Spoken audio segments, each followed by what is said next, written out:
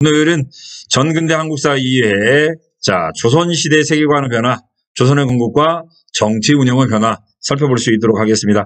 이제 첫 번째 내용입니다. 조선의 건국과 유교 정치의 확립. 조선의 건국. 조선 신흥 무인 세력이었던 이성계와 그 다음에 사대부는 사대부인데 고려 말 사대부는 크게 두 개로 나눠져 있었어요. 하나는 뭐죠?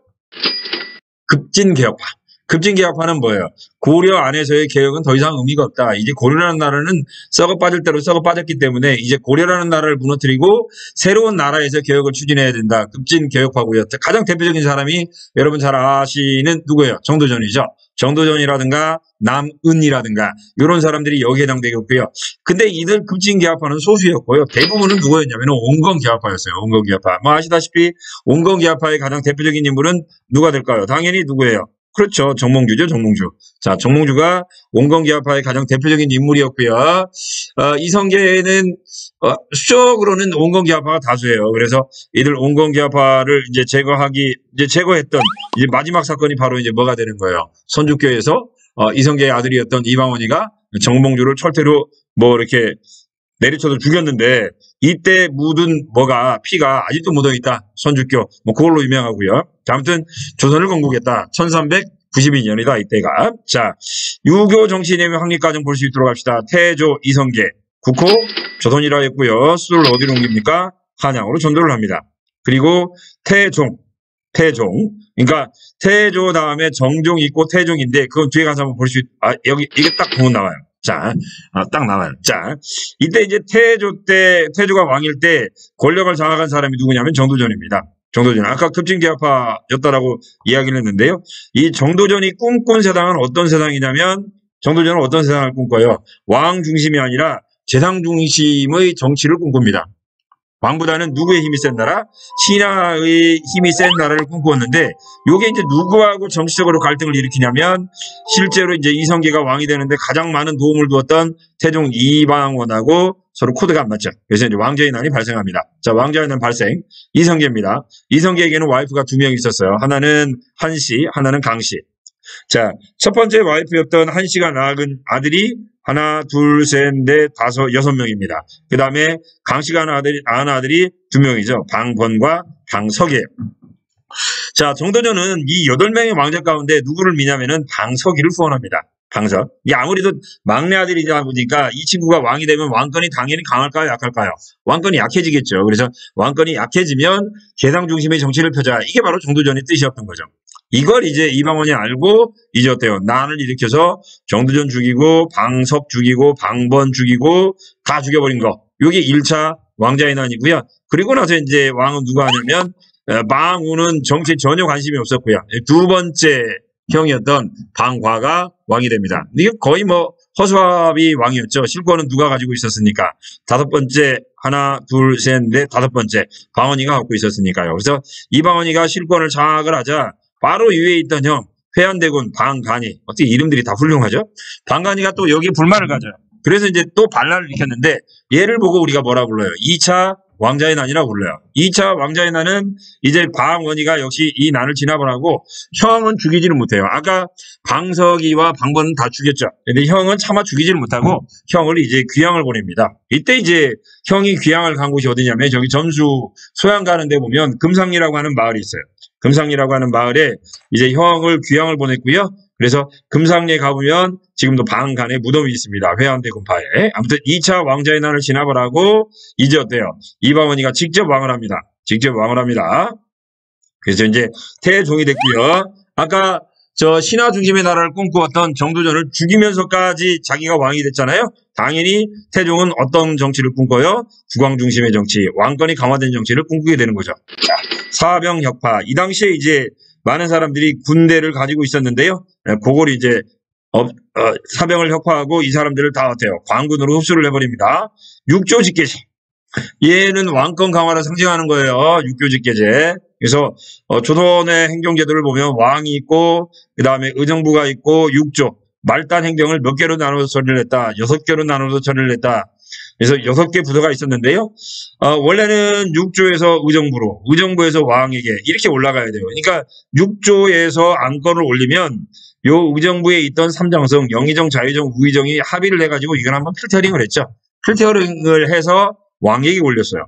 근데 이러다 보니까 왕에게 신하들의 의사가 전달되는 시간이 많이 걸리죠? 시간이 많이 걸리고, 이 재상들이 또 어때요? 원래 육조의 판서들이 내놓았던 안들을 많이 수정을 하겠죠. 그래서 이제, 국왕 입장에서 볼 때는 의정부의 권한을 약화시키고, 왕권을 강화시키기 위해서 여기로 통과시키는 안건을 대폭 줄여버려요. 그래서 육조에서 바로 누구에게? 왕에게 안건을 올리고, 왕도 또 이걸 의정부를 거치지 않고 누구에게 바로 판서들에게 또 어때요? 명령을 내리는 그런 체제를 구축했는데요. 그래서 얘를 보고 우리가 뭐라 부른다? 육조 직계제. 아까 말씀드린 대로 육조 직계제는 뭘 의미한다? 왕권 강화를 의미합니다. 그래서 의정부가 관장하는 것은 중죄수. 심의를 제외하고 나머지는 다 어땠다? 그냥 알아서 왕하고 그 다음에 육조가 다 알아서 했다. 육조 직계제입니다. 왕권 강화하고요. 양전사업을 실시했다. 양전사업은 토지 조사 사업이에요. 자, 토지를 조사를 해야만이 국가는 백성들에게 뭘 부과할 수 있어요? 세금을 부과할 수 있겠죠? 그래서 이제 세금을 이제 국가가 관리하고 있는 토지가 많아야 왕권이 강해지는 거예요. 그래서 토지 조사 사업을 했다. 이걸 보고 양전 사업이라고 했고요. 요 토지 대장을 기록해 놓는 것, 그게 바로 뭐예요? 양안이죠. 양안. 기록해 놓는 것을 우리가 양안이라고 부릅니다. 그래서 양전 사업과 양안은 한 세트예요. 한 세트입니다. 그 다음에 역시 뭘 실시하느냐? 호패제를 실시합니다. 호패제는 16세 이상의 모든 남자들에게 지급을 했어요. 여기서 모든이라는 건 뭐냐면 양반이나 상민뿐만 아니라 노비에게도 지급을 했죠. 노비에게도 지급을 함으로써 국가가 관리해야 될 뭐예요? 역 대상자. 역 있죠? 뭐 역은 뭐 군역과 군대 가는 군역과 그 다음에 노동력을 징발하는 요역 두 가지로 나뉩니다만, 국가가 모든 사람들의 노동력을 제대로 징발하기 위해서 모든 남자들에게 뭘 지급했느냐? 호패를 지급을 합니다. 호패 지급. 그래서 호패 지급 또한 뭘 의미하는 거예요? 국가재정 강화, 그 다음에 국방력 강화. 요 두 가지를 의미하겠죠. 그래서 이제 다 실시했던 것들, 호패, 그 다음에 양전사업, 사방혁파, 다 뭐와 관련이 있어요? 국가재정 확충을 통한 왕권 강화와 밀접한 관련성을 가지고 있다. 요건 꼭 알아두세요. 육교직계제, 호패제, 양전, 사법, 혁파. 태종입니다. 그래서 태종 때 이처럼 이제 어때요? 만들어놓은 왕권 강화를 기반으로 해서 세종은 이제 어때요? 정말 세종 때 조선시대의 정치가 이제 꼽힐 수 있게 되는 거죠. 그만큼 이제 세종이 물론 똑똑하기도 있지만 누가? 태종이 욕 얻어먹으면서까지 왕권을 어느 정도 강화시켜놨기 때문에 세종대에는 안정적인 정치가 가능했다. 그렇게 볼 수 있겠어요. 자, 지편전을 설치합니다. 자, 세종대왕의 지평전 학문 연구기관으로 유명하고요. 그 다음에 이 지편전에서 뭐를 했을까요? 경연을 실시합니다.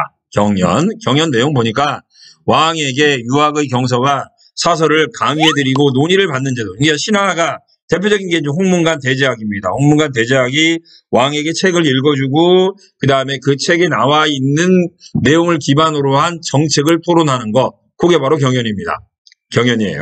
경연. 그러니까 이제 이 경연이야말로 왕권과 신권을 상징하는 가장 대표적인 그런 제도였다고 보면 되겠고요. 그러고 왕권과 신권을 또 이제 가장 잘 보여주는 정치 시스템은 의정부 서사제입니다. 아까 태종 때는 왕권 강화 그랬잖아요. 왕권 강화는 육조 직계제인데 왕권과 신권을 좋아하는 뭐예요? 의정부 서사제입니다. 뭐 시험 문제는 육조 직계제 아니면 의정부 서사제 둘 중에 하나는 거의 대부분 나와요. 자, 볼게요. 6조에서 일단 의정부에게 올리고 의정부에서 얘를 협의를 해가지고 왕에게 건의를 내고 국왕도 역시 어때요? 누구에게 먼저? 의정부에게 이제 제가를 하고요. 의정부는 또 역시 왕의 명령을 또 수렴을 해서 6조에게 명령을 내리는 겁니다. 이렇게 되면 이제 국왕과 의정부, 그 다음에 의정부와 6조 판서 서로 어때요? 조화를 이루는 정치를 추진했다. 왕권과 신권을 조화하다. 세종 때 의정부 조사제. 다 좋긴 좋아요. 이게 의견을 많이 들으니까 이제 뭐랄까요? 뭔 정책이 안정적으로 실시되는 건 좋은데 그만큼 이 의정부 서사제의 약점은 뭘까요? 시간이 굉장히 많이 걸리겠죠. 그죠? 이제 그게 이제 왕권 강화에 걸림돌이 됐다고 생각했던 사람이 누구냐면 세조가 되는 거죠. 세조. 자, 뭘 통해서 왕이 돼요? 계유정난을 통해서 왕이 됩니다. 계유정난. 아까 이방원은 왕자의 난, 세조는 계유정난입니다. 계유정난 봅니다. 세종대왕.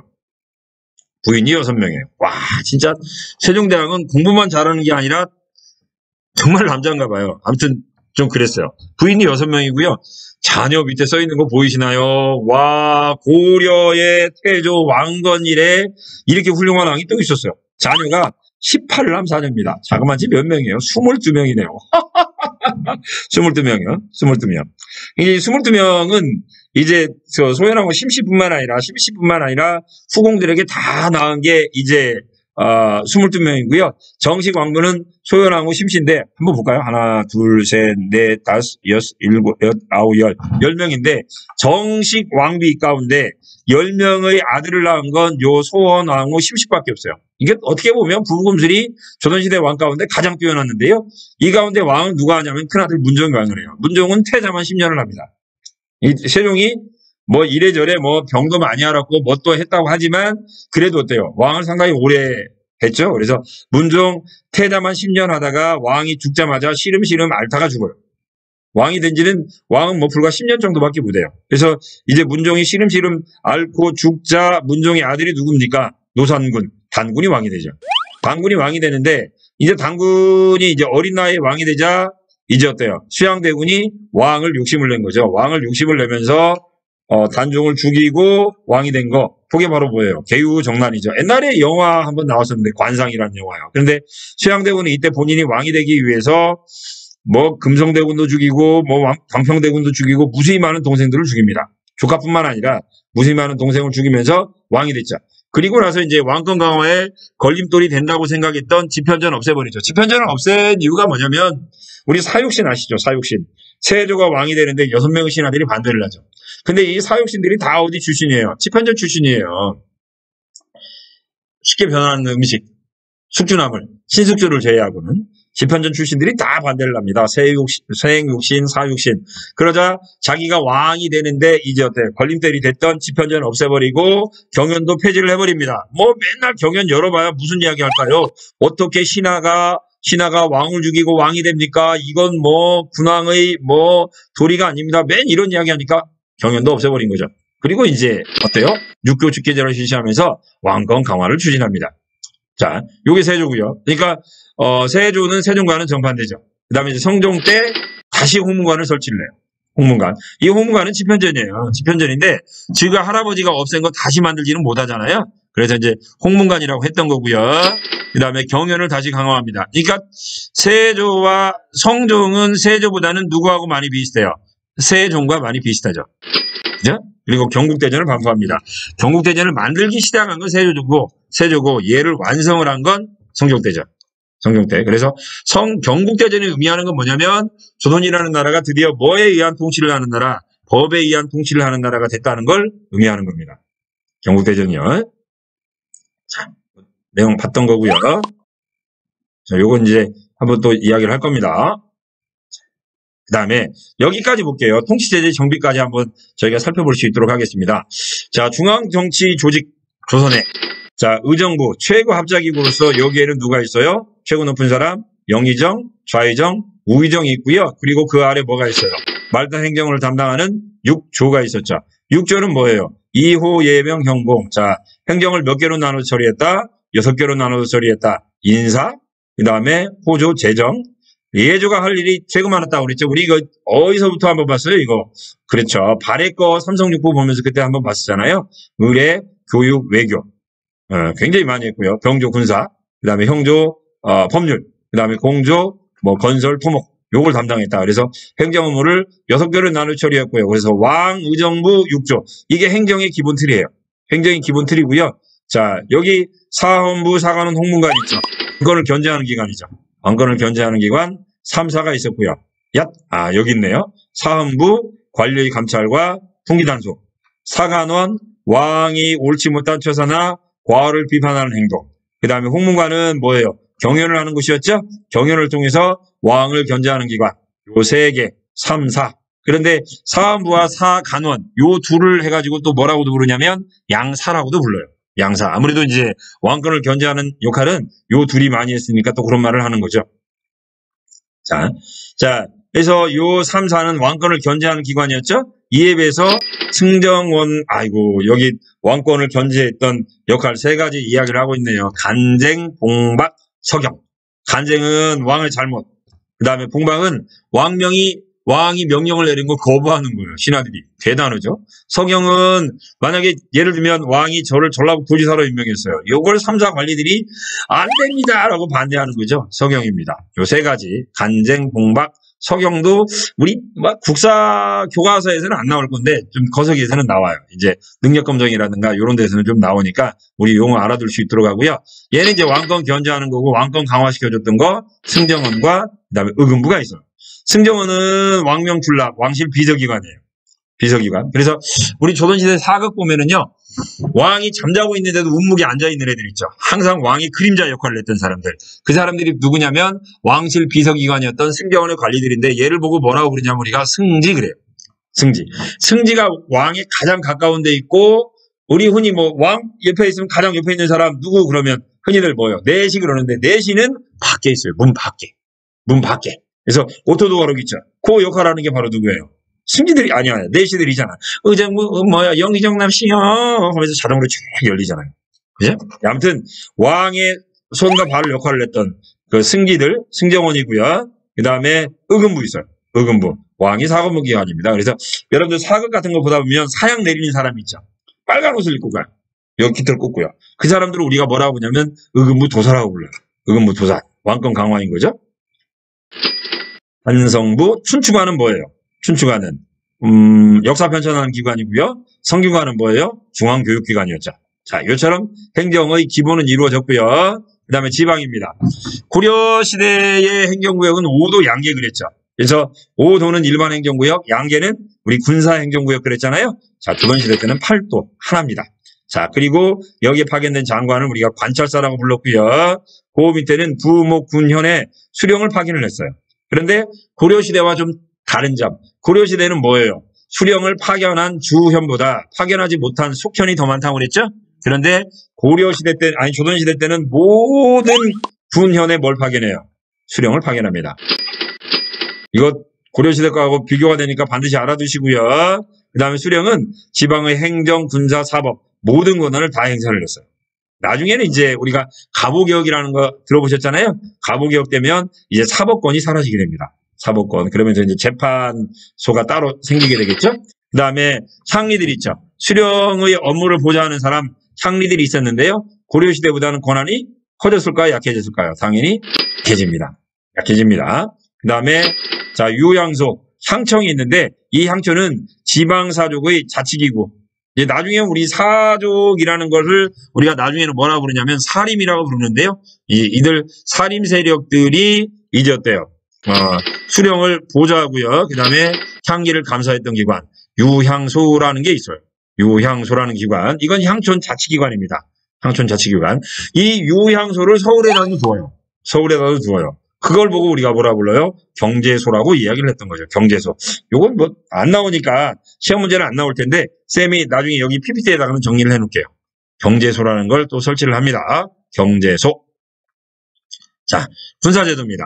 중앙군 5위. 지방군은 5위. 아이고, 요게 있었네요.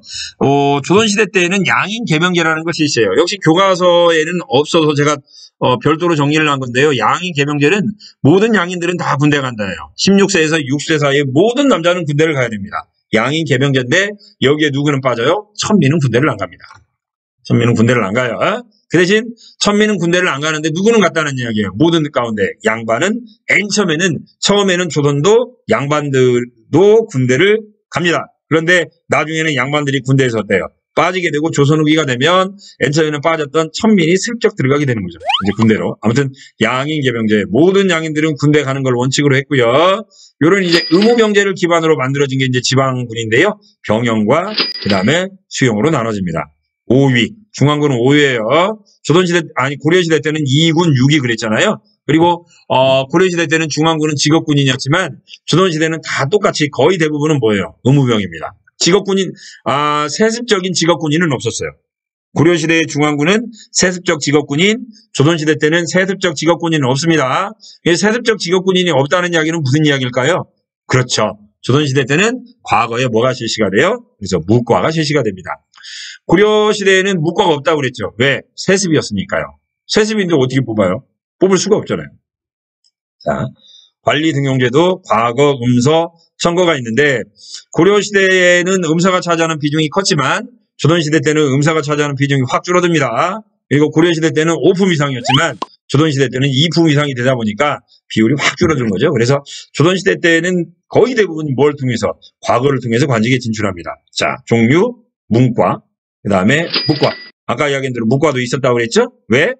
세습적인 직업 군인이 없어졌으니까. 그리고 아까 군인들, 양인 계병들, 모든 사람들 다 군대 간다고 했던 것처럼 조선시대에는 양인 이상이면 시험을 응시는 할 수 있었어요. 그러나 실제로는 일반 농사짓고 했던 사람들이 문과에 합격했을 가능성은 거의 없었겠죠.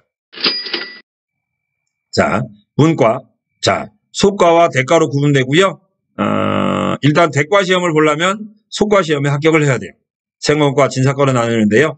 결론부터 이야기를 합니다. 우리 뭐 길게 이야기하면 좀 골치 아프니까 조선시대 때 과거에 흔히 문과에서 뽑는 건 몇 명을 뽑냐면 33명을 뽑아요. 33명. 이 33명 가운데 1등을 우리가 장원 그래요. 장원급제입니다. 2등을 뭐라고 부를까요? 2등. 1등은 장원.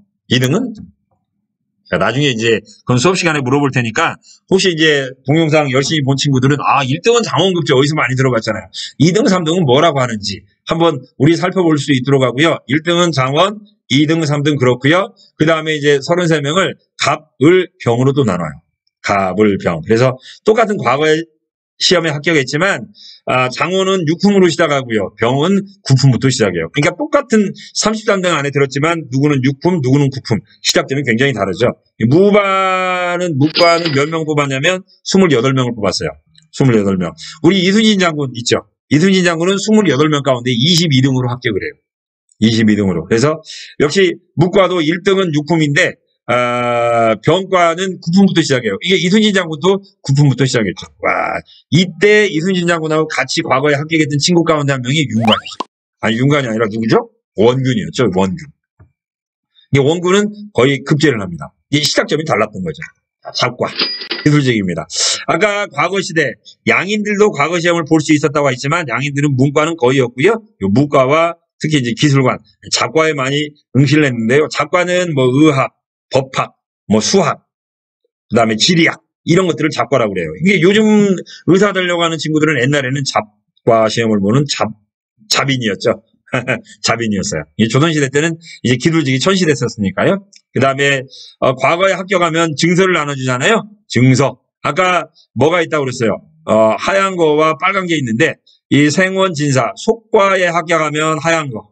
그 다음에 문과 33명 안에 들면 빨간 걸 줍니다. 이 구체적인 내용은 수업 시간에 더 알아볼 수 있도록 하고요.